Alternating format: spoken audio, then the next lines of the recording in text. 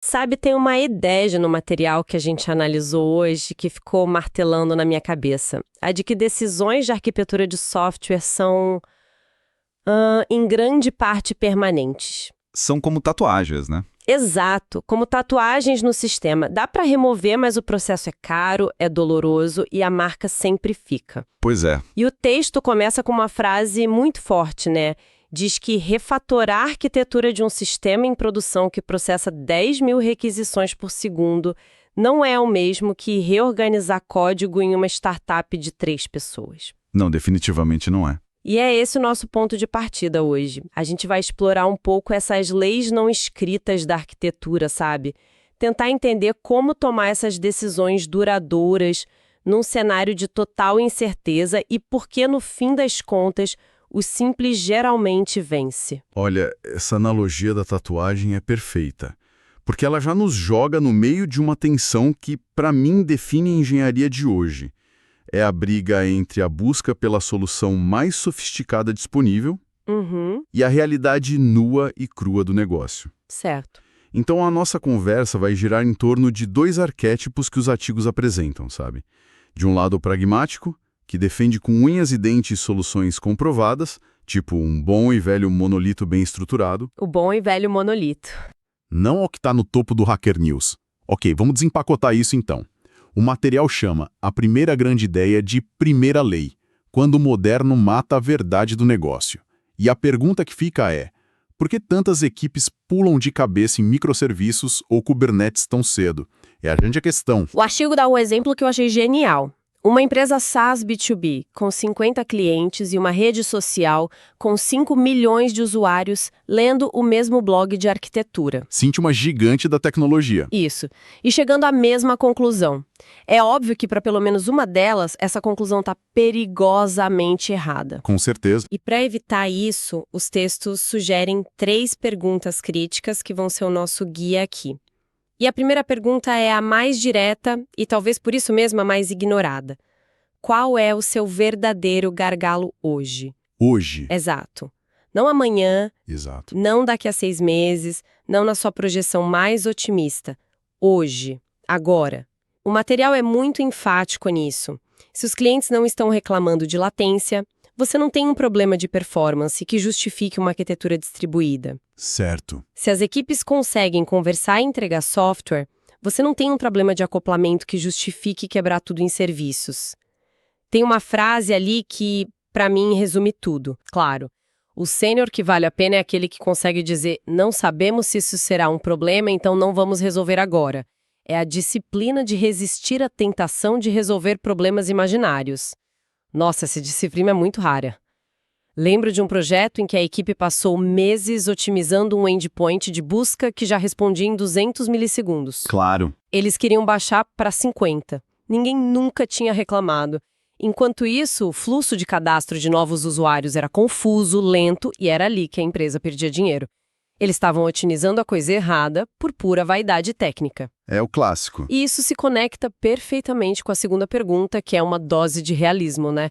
O que você consegue manter em produção. Exato.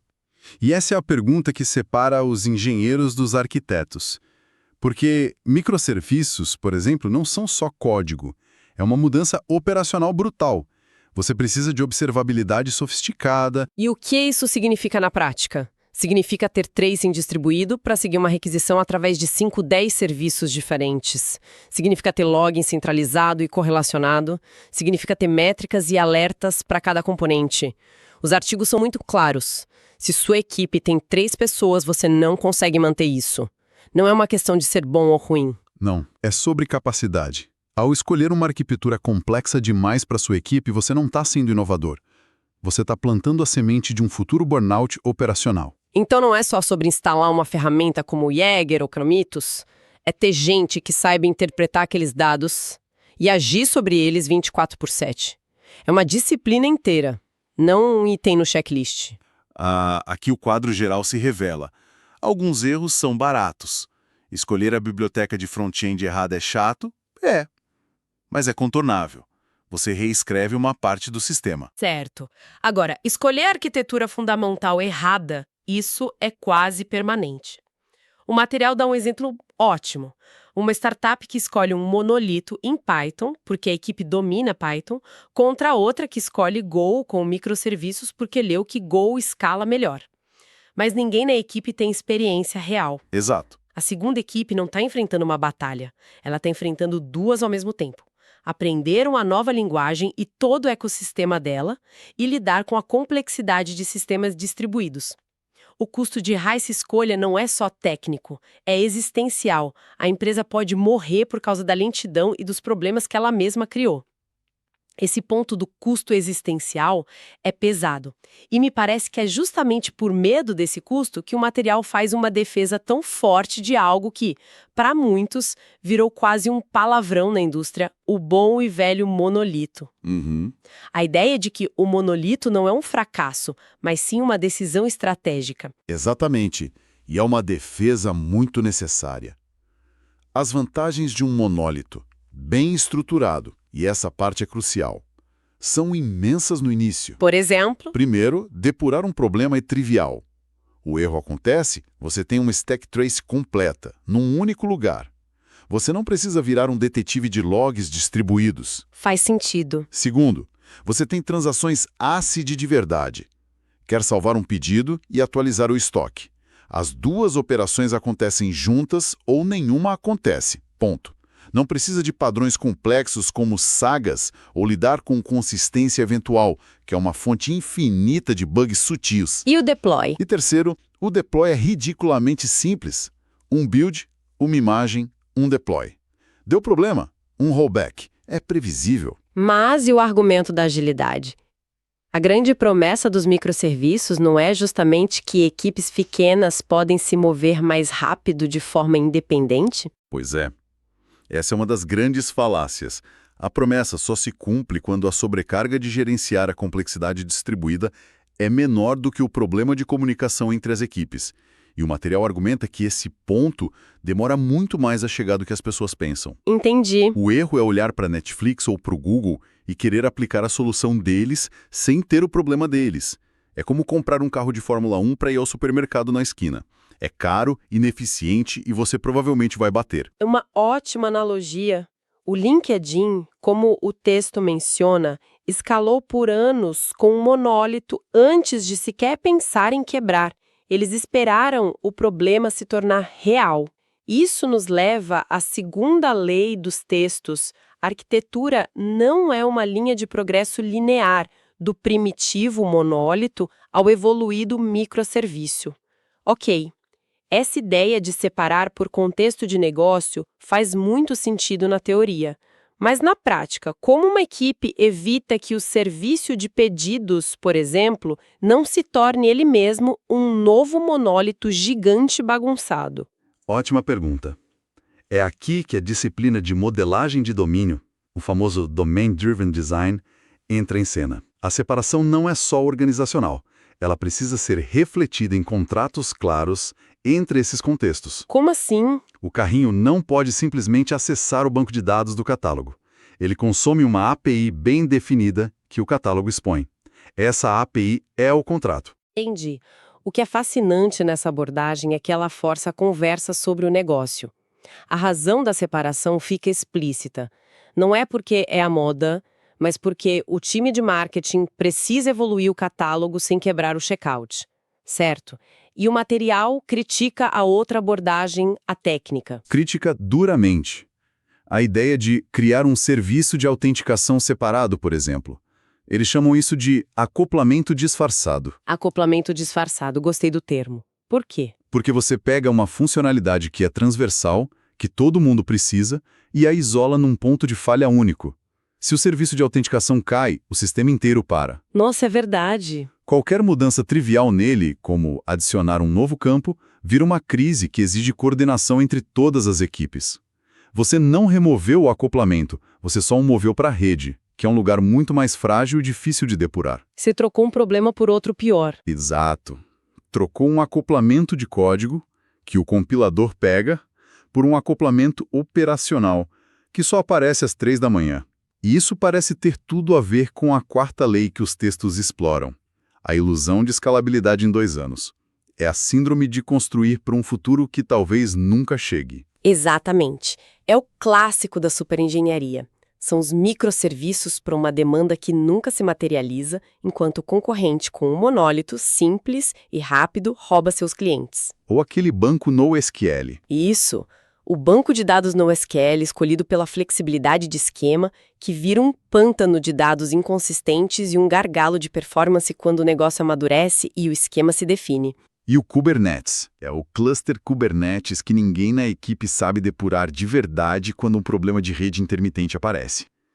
Qualquer um que já passou uma madrugada tentando entender por que um pod não consegue resolver o DNS de outro dentro do Istio sabe exatamente do que o material está falando. Mas a objeção clássica a isso é: não é melhor estar preparado para o futuro? Melhor ter e não precisar do que precisar e não ter? Essa é a aposta que muitas startups perdem. Os artigos argumentam que o custo de carregar essa complexidade desnecessária por anos é muito maior do que o custo de ter que escalar rapidamente quando o sucesso bate a porta. Faz sentido. Escalar um sistema simples é um problema bom de se ter. É um problema técnico, focado. Já o problema de um sistema super engenheirado que não entrega valor é um problema de negócio. É um problema que te mata. E se você errou e precisa voltar atrás? Aí o custo de migrar microserviços de volta para um monólito é astronomicamente alto. Pouquíssimas empresas conseguem fazer isso. Faz todo sentido. E todos esses pontos que o material explora em outras leis intermediárias que a gente não vai detalhar uma a uma, eles nos levam à grande conclusão que eles chamam de 10ª lei: o simples vence. Isso. No final das contas, o que todos os textos sugerem é que a marca de um arquiteto sênior, de um engenheiro experiente, não é a capacidade de projetar sistemas complexos e distribuídos, é a sabedoria para construir o sistema mais simples possível que resolve o problema de hoje e que pode ser evoluído amanhã. Tem uma citação no material sobre isso, né? Tem uma que amarra tudo. Sistemas simples são mais fáceis de entender, de debugar, de manter, de escalar e de mudar. A escolha real no mercado não é entre um monólito chato e microserviços elegantes. A escolha pragmática é entre um monólito que funciona e microserviços que sua equipe consegue de fato manter no ar. Então, o que tudo isso significa para a definição de senioridade? O material propõe uma visão que vai totalmente na contramão do hype. Totalmente. O arquiteto sênior de 2026 seria alguém que domina a arte de dizer não. É uma ideia poderosa. Não há um framework novo que não resolve um problema real. Não há uma separação em serviços que não reflete a estrutura do negócio. Não é inovação pela inovação. Exato. Não é inovação só para colocar uma nova tecnologia no currículo. E dizer não é incrivelmente difícil.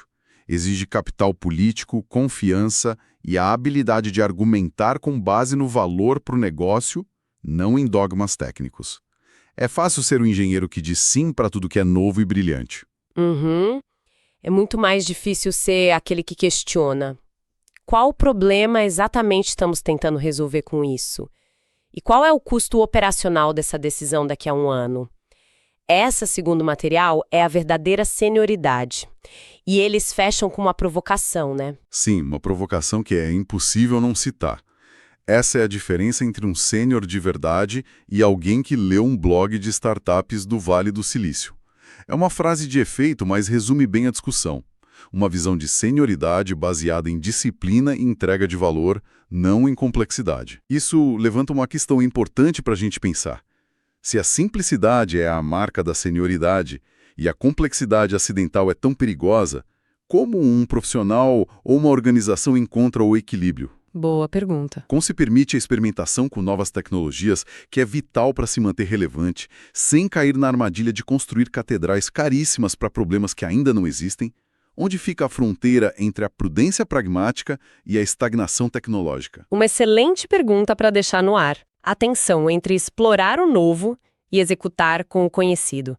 Com isso, encerramos nossa análise de hoje.